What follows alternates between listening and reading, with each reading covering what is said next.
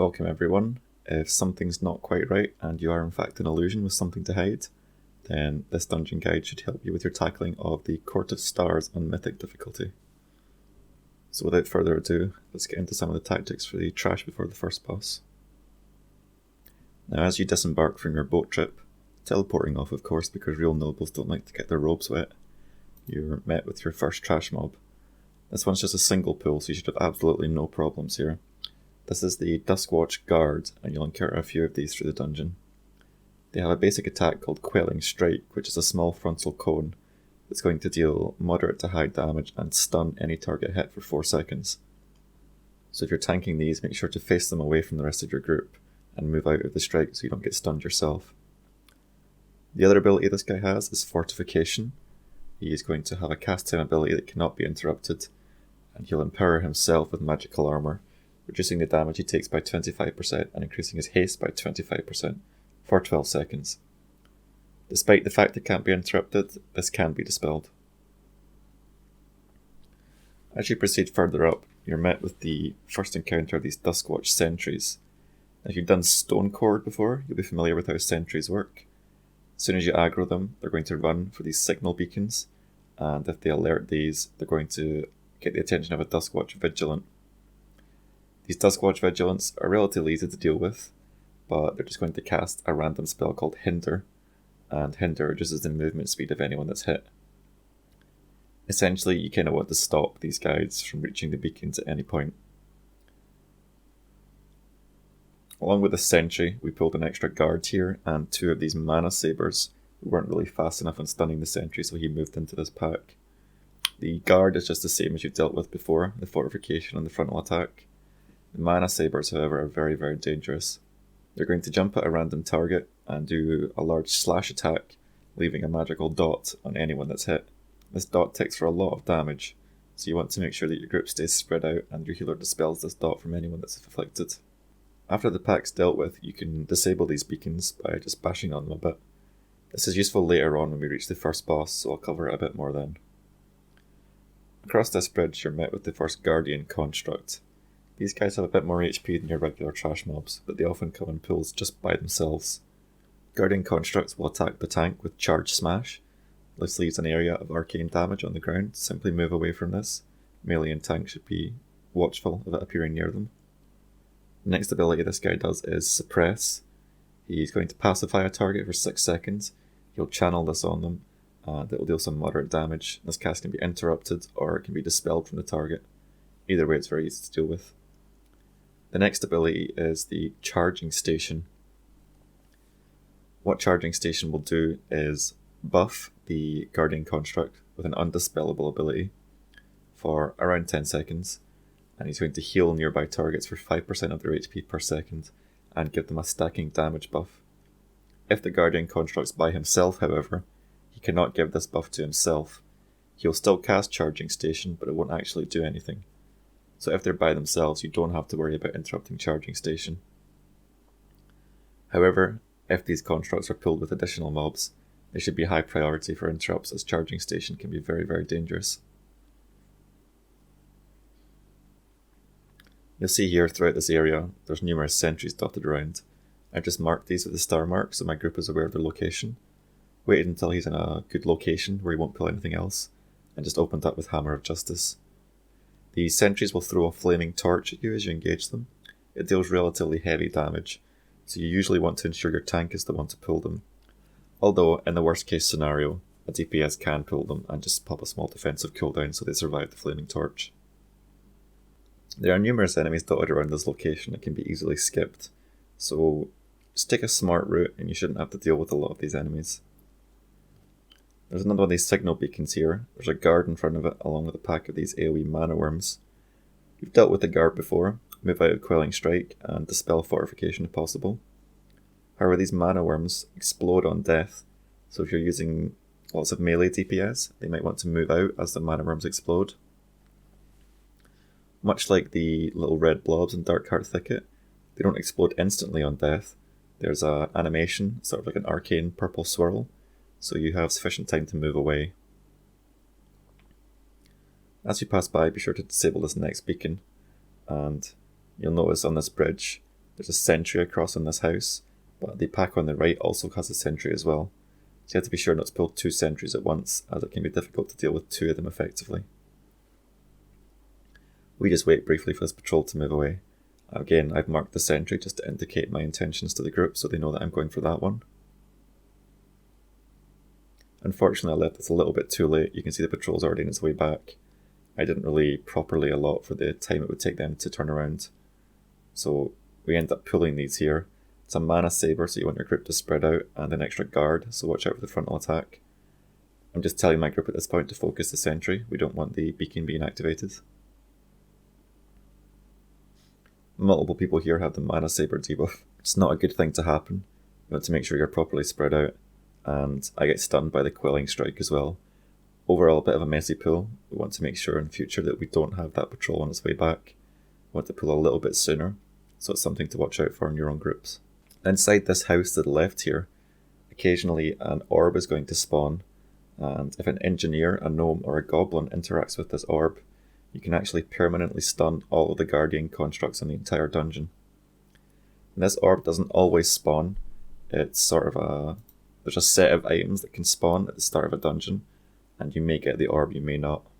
In addition to this orb, there is a bunch of other items that will spawn. The only one that spawns every time is the Flask of the Solemn Night, and this is a flask in front of the first boss that you can poison. At 25% on the boss, he'll try and drink this flask, and if it's poisoned, he'll die instantly.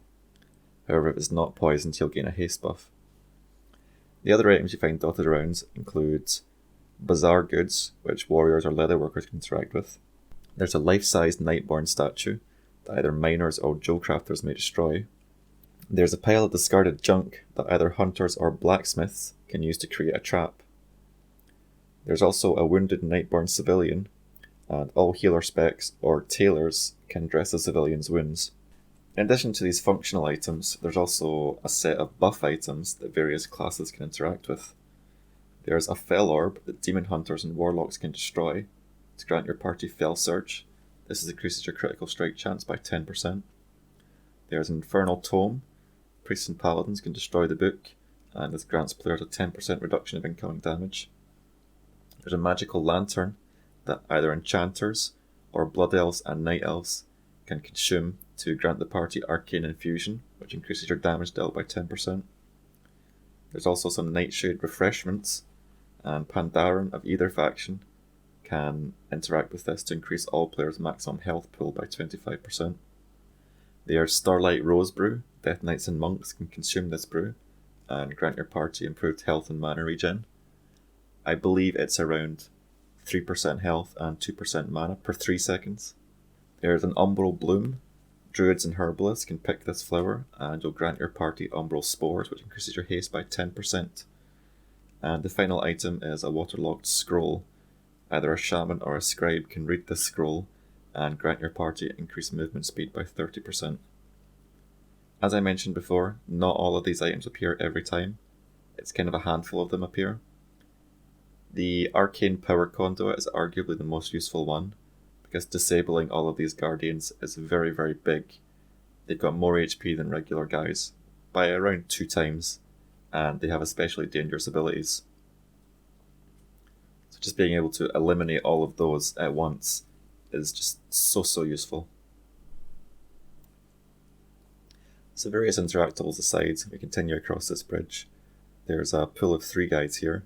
If you're fortunate enough to have had the Arcane Power Conduit, this Guardian construct will be stunned and you won't have to deal with them. The other enemies in the pack are 1 additional guard. By this point you should be great at dealing with these. The final enemy, which is a new one, is this Bound Energy. All this guy does is cast a Charge Blast, which is going to deal damage and knock back players in a line. Relatively trivial to deal with. He's not got a lot of HP and he's not particularly dangerous. After that pack's dead, you're met with this large circular area in which the first boss patrols around. There are 3 additional arcane beacons in this area, and you can disable all of them without encountering any trash. You just have to wait briefly for patrols to move out of the way. You can pull the boss while arcane beacons are still up, and depending on the number of beacons available, extra adds will be summoned during the encounter. It's pretty much linear, so 1 beacon, 1 add, 2 beacons, 2 add, 3 beacons, 3 adds, and so on. You get the idea. So if you can disable all of these, it's worthwhile to do so. It's worth thinking about the fact that if you enormously screw this up and all 5 beacons get locked down by sentries, you're faced with a situation where you have to deal with the boss with 5 stacks, and there's absolutely no way to get around to this, because the sentries do permanently lock out the beacons if they manage to interact with them. If somehow this does happen to you, it seems very unlikely, but if it does somehow happen, then the best option may simply be resetting the dungeon, just starting again, because once these are all locked down, there's no way to stop it. So with these extra 3 beacons disabled, we engage the boss here. We pull him back a little bit to avoid the patrolling trash. The first ability he does is this Resonant Slash. He is going to do damage in front of him and behind him. Simply move out of this or you're going to be hit with heavy arcane damage. He'll occasionally cast this Signal Beacon, and he'll try and pull in adds from all of the active Signal Beacons. However, if you've disabled all of these, nothing is going to happen, and he's going to be met with a lot of disappointment. This boss is also going to summon these Street Sweeper Orbs, and they will target an arcane beam at a random player after 3 seconds. You can move away from this, however the telegraph for it is very, very faint. You can see in this footage I get hit by this quite a lot because it's very, very difficult to see. It's sort of blue on blue, along with it being fairly translucent, so yeah, it has to be an extra special bit of care just applied there to avoid this, otherwise you're going to get hit quite a few times for a lot of damage. Next ability he does is this Arcane Lockdown. He's going to apply 3 stacks of a debuff to all players. This deals heavy arcane damage as well as reducing your movement speed. However, if you jump, you'll remove 1 stack per jump. So when he applies this, just jump 3 times to instantly dispel all 3 of your stacks. As I mentioned when covering the subject of the interactable objects, the boss is going to try and run for his flask when he reaches 25%. If he manages to get this, he'll gain 30% haste and 30% increased damage. However, if you followed my instructions to poison the flask before the fight, he'll drink this and he'll instantly die, signalling an abrupt end to the fight. Upon elimination of this boss, you want to proceed up the stairs to the right, taking extra care not to pull any of the extra enemies around the area. At the top of the stairs is another Guardian construct. If you've managed to activate the orb previously, you can entirely skip this guy. However, if you haven't, you'll have to deal with him. On his own, however, he's not much of a threat. Simply move out of the AoE, and you don't really even have to bother interrupting charging station, just save interrupts for the suppress. Continue into this building, and up the spiral staircase to reach the next section of the dungeon. As you reach this next section, you're greeted with a pack of 3 imps and a watchful inquisitor. These imps, despite their small appearance, are actually very dangerous. They have this Drifting Embers cast, which is going to deal damage to random group members every 0.5 seconds. If you can AoE stun these, you absolutely should do so, and you should aim to kill them as fast as possible. The other enemy in this group is the Watchful Inquisitor. He has an interruptible cast called Searing Glare, in which he's going to summon a bunch of these small eyes around him. They're going to target random players, and at the end of the Searing Glare cast, each of these eyes will fire a laser at a random player in a line. Either interrupt this, or simply spread your players out so the line doesn't hit multiple people. The other ability this guy has is the Eye Storm. He's going to summon a bunch of these 5 smaller eyes around him, and they're going to fire lasers at random players periodically. This cannot be interrupted, however this guy is susceptible to stuns, so interrupt the Searing Glare and stun the Eye Storm. It's worthwhile to note that in this area there are large groups of these patrolling imps, so always take care to watch their patterns and pull them separately if possible. They do look like trivial AoE packs, but they're very, very dangerous if you don't have sufficient AoE damage and AoE stuns. Other notable trash in this area includes these Shadow Mistresses, often accompanied by a Legion Hound.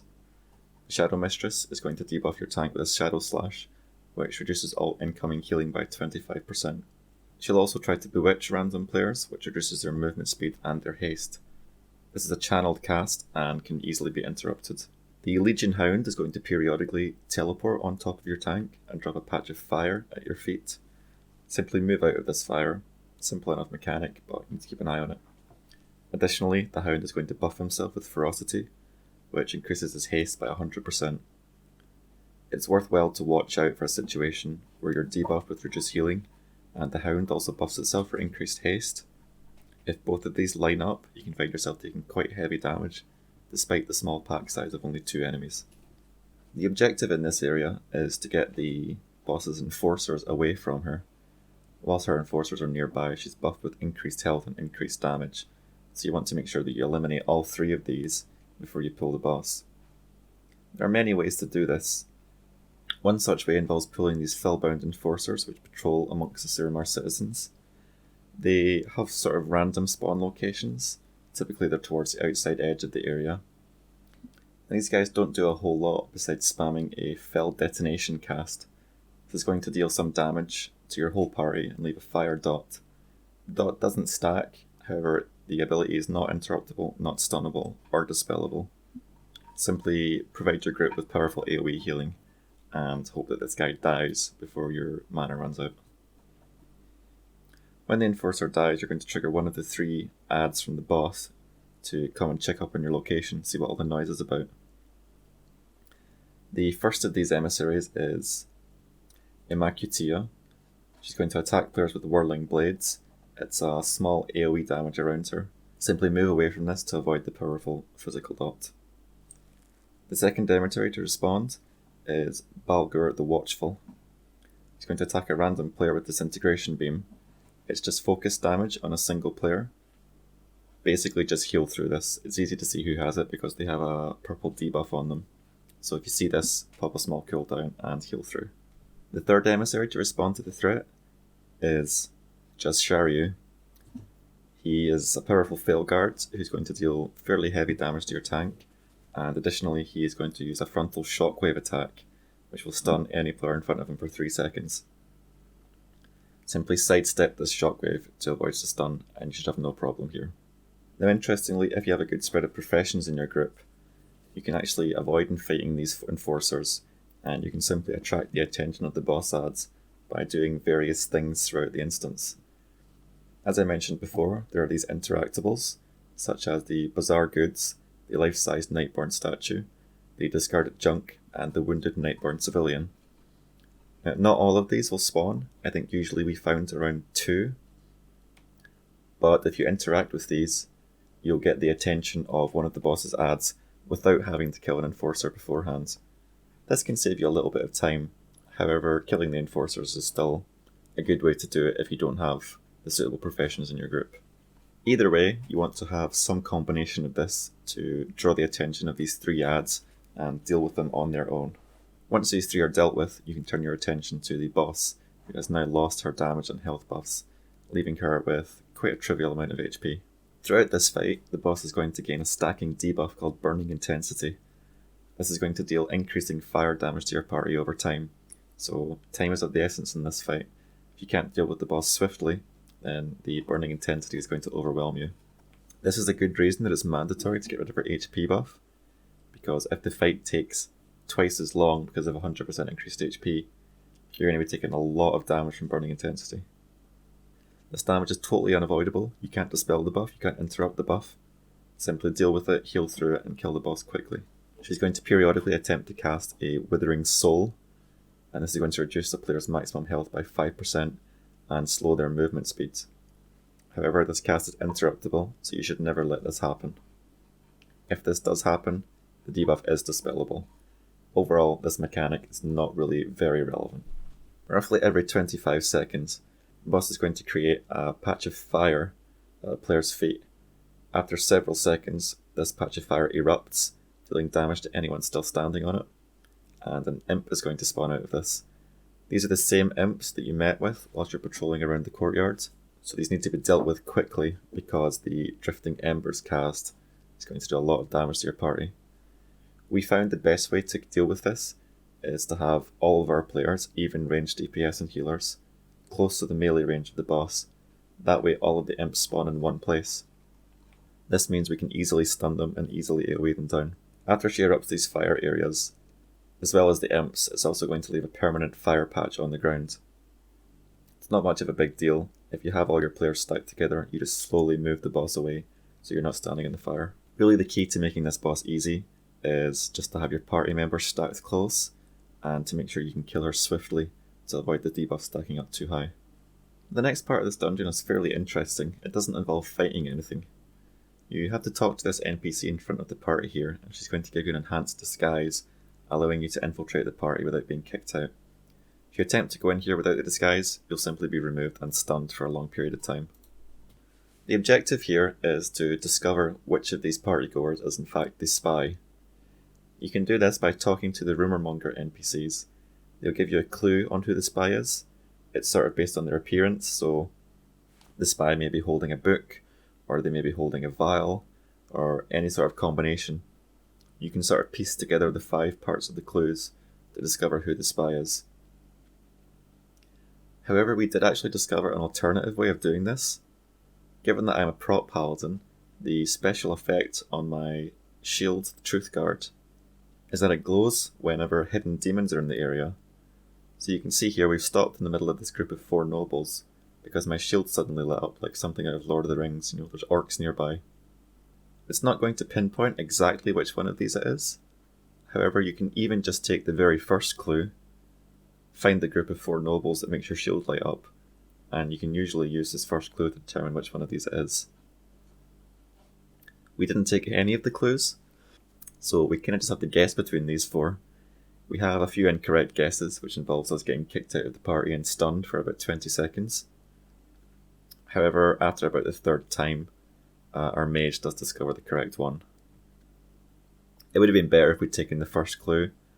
However, I guess we didn't really know exactly what we were doing. We hadn't really been here very many times before.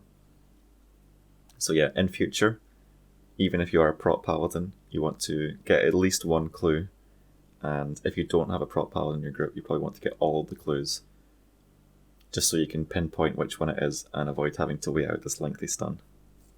After you discovered the spy, you have to head upstairs, and he's going to reveal himself to be the Dreadlord, Gurneth the Vile. This guy has very, very standard Dreadlord abilities. He has a frontal carrion swarm attack, so you want to make sure to face him away. Additionally, he casts this Shadow Bolt volley. He's going to strike all players for heavy damage. Not much you can do to avoid this, just heal through the damage. Additionally, he'll cast a dispellable debuff called Cripple. Cripple is going to reduce the movement speed and strength of a player by 50%, as well as increasing the time between their attacks by 100%. Again, we have seen all of these abilities before. These are very, very standard Dreadlord abilities. Dispel Cripple, heal through Shadow Bolts, face away for Carrion Swarm, and this guy is not very difficult. He has less health than a boss, slightly more HP than a regular trash mob. I guess he's sort of a mini boss, but either way he's not very hard. Once he's dead, you can pick up these arcane keys, which lets you access the final location of the dungeon, where Advisor Melandros and Elisande are having a conversation. As you enter here, Elisande quickly takes her leave, leaving you to deal with her advisor, Melandros. This boss has 4 main abilities. The first one to watch out for is the Blade Surge ability. He's going to charge at a random player and deal damage around them, so you want to spread out for this reason. Whenever he charges, he's going to leave behind sort of a copy of himself, and this copy is going to clone a few of his abilities. However, the copy cannot be killed, so there's a bit of a DPS race component in this fight before he builds up too many copies. His next ability is this Piercing Gale. He's going to deal damage in front of and behind him, much like the first boss does, however it's a much narrower cone. Very, very easy to move out of. However, the copies do duplicate this, so you end up with some sort of crisscrossing lines across the area. Just make sure you aren't hit by it, it's quite straightforward. Next ability is this Slicing Maelstrom. This is just going to deal damage to your entire party, you can't avoid this. And the clones also copy this one. So 1 clone doubles the damage, 3 clones triples it, 4 clones you got 4 times damage. Eventually this is going to kill you if your DPS is too low. Again, this just emphasises the DPS race component of the fight. The final ability is just these swirling tornadoes that go around the area. These just spawn occasionally at a player's location, and if you're hit by them it's going to stun you. Obviously being stunned is pretty bad when you want to be dealing as much damage as possible, so just avoid these. Kind of trivial, not really a big deal. All in all, not a very hard boss, assuming your DPS is up to par. However, if you're running with particularly low DPS, or even less than 5 players, you may struggle here. So that wraps up the guide for the Court of Stars. Overall, this dungeon is pretty interesting. A lot of the interactable items and the fact that your professions and your class sort of play a big part. I have to say, when I discovered that my shield could be used to find the demon, it was something pretty interesting. It's a piece of class fantasy. That doesn't necessarily mean your class is overpowered, but it's just the moment where you can sort of say to your group, I've got this, I can deal with this, and you can do something special. It's pretty nice. Despite that, I think this dungeon may get a bit tedious if you're forced to run it a lot of times. It's sort of a novelty thing, where all the profession items and the interactables are fun, maybe the first couple of times, and then they sort of become a drag after a few. Despite that, hopefully you have a bit of fun with this dungeon, and hopefully this guide helps you get through. Thanks for watching.